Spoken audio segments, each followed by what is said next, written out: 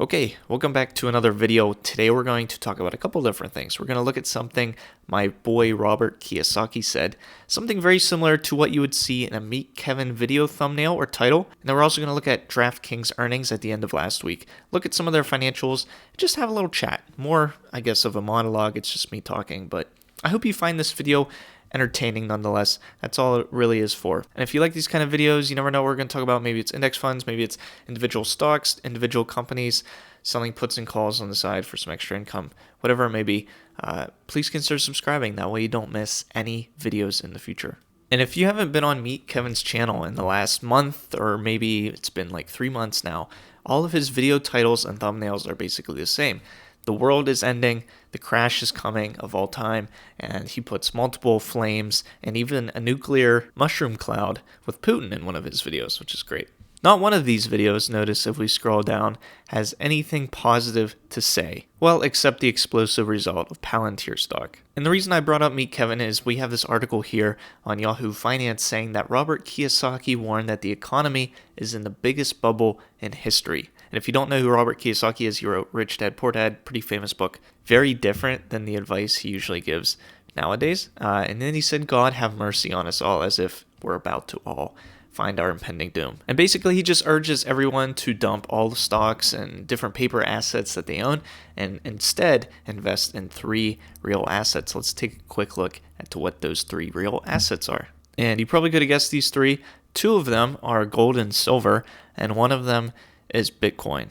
So there you go, folks. I'm not telling you to buy that. That's just Robert Kiyosaki's advice. You can go after him if you buy into those and they go down. But who knows? Maybe they'll go up. But something you probably have seen, maybe if you, depending on the state you live, is sports betting is on the rise. In fact, I started getting into sports betting, at least just for the free bets, because when all of these new sports betting apps come to your state, they'll usually do some promotion where they give you free bets, and you can just use those bets to make money and then cash out. That's what I did, at least. And they try to get you hooked that way, obviously, and some people do. And supposedly the biggest player in the game right now is Draftkings, who had earnings last Friday, and their revenue growth is just astounding. During their earnings, they lifted their guidance to $2.85 billion to a range of $3.05 billion, up about $0.05 billion from their last earnings.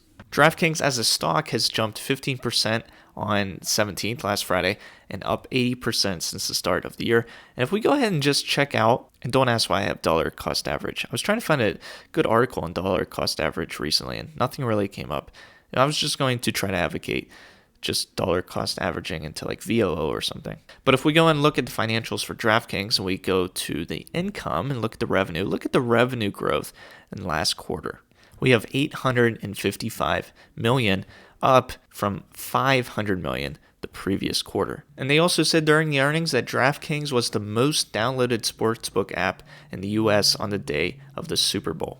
But if we go back to the financials just to take a look at some things, they are issuing more shares. So just a little bit at a time. When I say a little bit, I mean like from this quarter to last quarter, maybe 300,000 or so.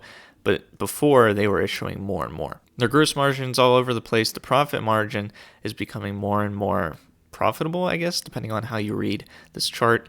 I figure a lot of their expense is just advertising because there are a lot of players out there in the sports betting game, and I'm sure they have to advertise a lot to make money. And when I say make money, I mean lose money. But love it or hate it, I think sports betting is just here to stay, and people are probably going to continue to dump money into it. That's not me recommending this. I don't own DraftKings. I don't plan on it as of now. It's not something I've ever considered. It's still pretty speculative if they'll end up making money in the future. Like I said, they're probably spending a lot of money on advertising, so it's up in the air. But I thought we would just talk about these 2 things, have a little fun video. Hopefully you enjoyed, found it entertaining at least, and I hope to see you in a future one.